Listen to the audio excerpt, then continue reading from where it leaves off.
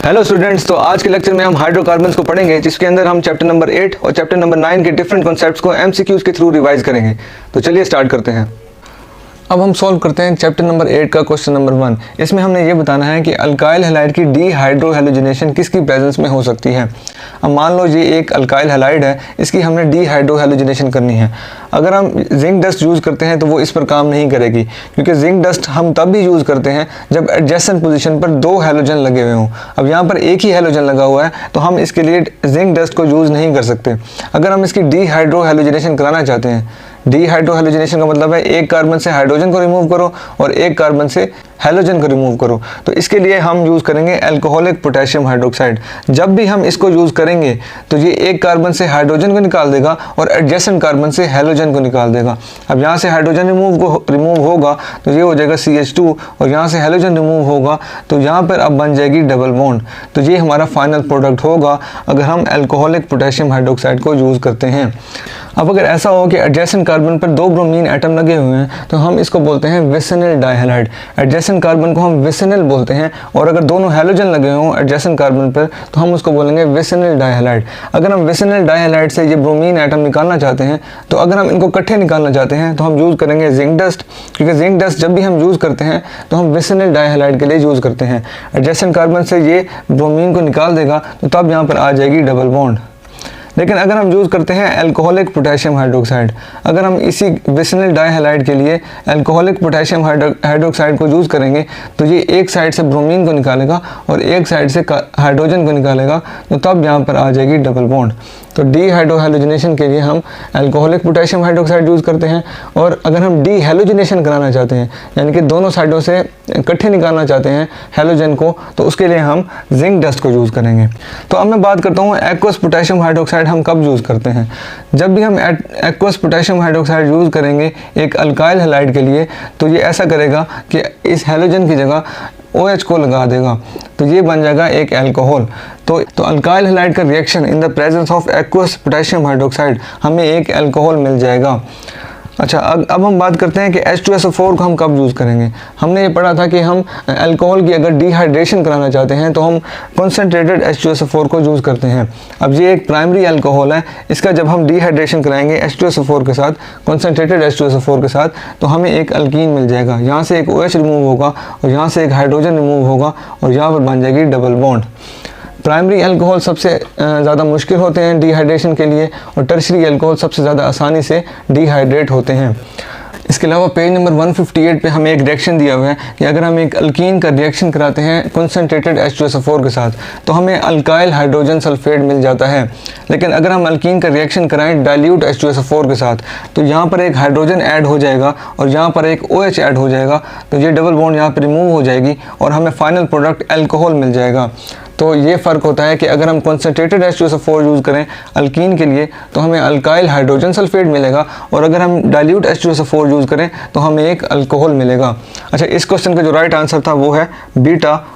हम alcoholic potassium hydroxide use करते हैं डीहाइड्रोहैलोजिनेशन के लिए। इस क्वेश्चन में हमें ये बताना है कि हम इथीन और इथाइन को कैसे डिस्टिंग्विश कर सकते हैं। देखो, जब हमने दो कंपाउंड्स को डिस्टिंग्विश करना होता है तो हम ऐसा रिएजेंट यूज़ करते हैं जो या तो इन दोनों में से किसी एक के साथ रिएक्ट करता हो या दोनों के साथ रिएक्ट करके एक डिफरेंट प्रोडक्ट देता हो। अगर मैं बात करूं एनहाइड्रस एल्यूमिनियम क्लोराइड की, तो इसको हम तब यूज़ करते हैं जब हमने एरोमेटिक कंपाउंड्स की हैलोजिनेशन करानी होती है। इसके अलावा हमने इसको फ्रीडल क्राउच रिएक्शन में भी पढ़ा था, जिसमें हमने अल्काइलेशन और एसाइलेशन की थी, तो इसको तो हम यूज़ नहीं कर सकते। अगर मैं बात करूं कोल्ड H2SO4 की, तो ये पर्टिकुलर रिएजेंट इन दोनों के साथ रिएक्ट करता है और एंड प्रोडक्ट हमारा अल्कोहल होता है, तो इसको भी हम डिस्टिंग्विश करने के लिए यूज़ नहीं कर सकते। अगर मैं बात करूं ब्रोमीन वाटर की, इसको हम ब्रोमीन वाटर बोलते हैं। ब्रोमीन वाटर को हम यूज़ करते हैं for the detection of unsaturation. अब क्योंकि ये दोनों के दोनों अनसैचुरेटेड कंपाउंड है तो ये दोनों के दोनों ब्रोमीन के कलर को डिस्चार्ज कर देंगे, तो इसको भी हम डिस्टिंग्विश करने के लिए यूज़ नहीं कर सकते। अगर मैं बात करूं silver nitrate in ammonium hydroxide, इसको हम बोलते हैं टोलेंस रिएजेंट। इस पूरी चीज़ को हम बोलते हैं टोलेंस रिएजेंट। तो ये जो इथाइन होते हैं ये टोलेंस रिएजेंट के साथ रिएक्ट करके एक वाइट प्रेसिपिटेट दे देते हैं। इसको हम बोलते हैं सिल्वर मिरर टेस्ट। तो अल्काइंस सिल्वर मिरर टेस्ट देते हैं लेकिन अल्कीन सिल्वर मिरर टेस्ट नहीं देते।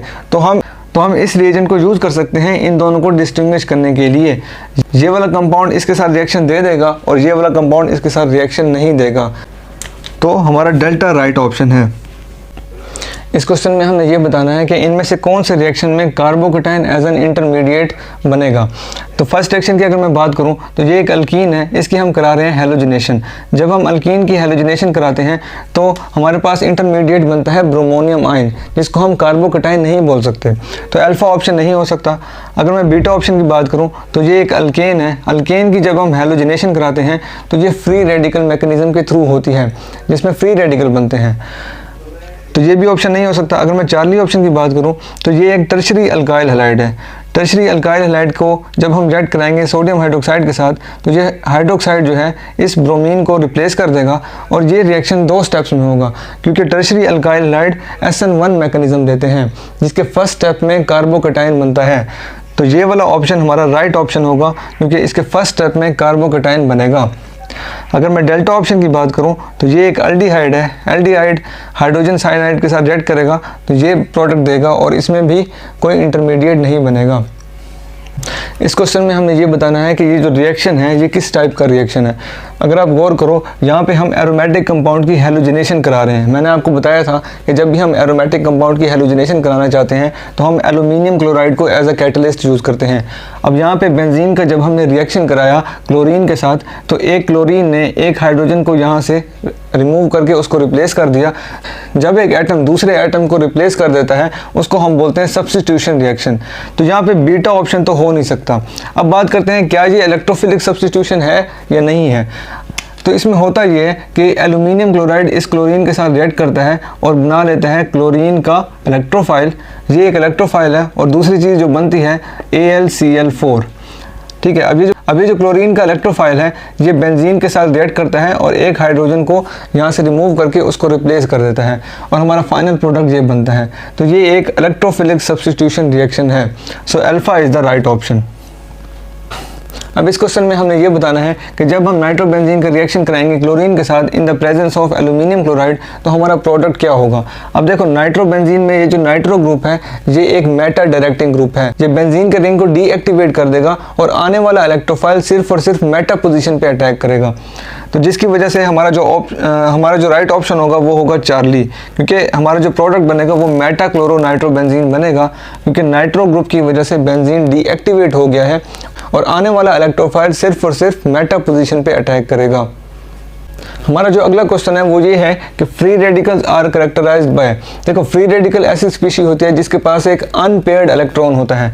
फॉर एग्जांपल ये एक मिथाइल फ्री रेडिकल है, ये एक मिथाइल का रेडिकल है, इसके पास एक अनपेयर्ड इलेक्ट्रॉन है। अगर मैं इसको ऐसे बनाऊं, ये कार्बन है, ये हाइड्रोजन और ये हाइड्रोजन और ये है एक अनपेयर्ड इलेक्ट्रॉन। अगर आप इसके नंबर ऑफ इलेक्ट्रॉन्स काउंट करो कार्बन के पास तो 2 इलेक्ट्रॉन्स ये हैं, 2 इलेक्ट्रॉन्स ये हैं, 2 इलेक्ट्रॉन्स ये हैं और 1 इलेक्ट्रॉन ये है, तो टोटल 7 इलेक्ट्रॉन्स हैं। अब 7 क्योंकि एक ऑड नंबर है तो हम इसको ऑड इलेक्ट्रॉन स्पीशी भी बोलते हैं। तो फ्री रेडिकल्स को हम ऑड इलेक्ट्रॉन स्पीशी भी बोलते हैं। फ्री रेडिकल्स बहुत ही ज़्यादा रिएक्टिव होते हैं और क्योंकि इनके पास एक अनपेयर्ड इलेक्ट्रॉन होता है तो ये एक पैरामैग्नेटिक बिहेवियर शो करते हैं। तो अल्फा हमारा राइट ऑप्शन है। ये पैरामैग्नेटिज्म शो करेंगे और ये काफ़ी ज़्यादा रिएक्टिव होते हैं, इनको हम ऑड इलेक्ट्रॉन स्पीशी भी बोलते हैं। इस क्वेश्चन में हमें ये बताना है कि वो कौन सा इलेक्ट्रोफाइल होगा जो कि इतना पावरफुल होगा कि वो बेंजीन के ऊपर अटैक कर सके। अगर मैं पहले ऑप्शन की बात करूं तो FeCl2 बहुत ही ज़्यादा स्टेबल होता है। जो चीज़ स्टेबल होती है वो किसी भी चीज़ के साथ रिएक्ट नहीं करती। अगर मैं सेकंड ऑप्शन की बात करूं तो FeCl4 नेगेटिव एक न्यूक्लियोफाइल है, इसके ऊपर नेगेटिव चार्ज है और ये अपने इलेक्ट्रॉन पेयर्स को डोनेट कर सकता है। अगर मैं तीसरे ऑप्शन की बात करूं तो Cl2 भी एक न्यूक्लियोफाइल है, इसके पास लोन पेयर होते हैं और ये अपने लोन पेयर्स को डोनेट कर सकता है, तो ये एज अ न्यूक्लियोफाइल एक्ट करेगा। अगर मैं डेल्टा ऑप्शन की बात करूं तो इसको हम बोलते हैं क्लोरोनियम आयन। क्लोरोनियम आयन एक बहुत ही अच्छा इलेक्ट्रोफाइल होता है और ये बेंजीन के ऊपर अटैक कर सकता है। इसको हम for the chlorination of benzene use करते हैं। तो डेल्टा हमारा राइट ऑप्शन है। इस क्वेश्चन में हमें ये बताना है कि कार्बोकेटाइन कौन से प्रोसेस के बाद बनता है। अगर मैं अल्फा ऑप्शन की बात करूं तो होमोलिटिक फिजन में ये होता है कि एक कंपाउंड है A और A।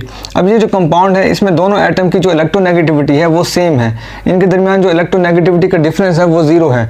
तो ये जो बॉन्डिंग इलेक्ट्रॉन होंगे, अब जब ये बॉन्ड टूटेगा तो ये दरमियान से टूटेगा, ये वाला इलेक्ट्रॉन इसके पास चला जाएगा और ये वाला इलेक्ट्रॉन इसके पास चला जाएगा।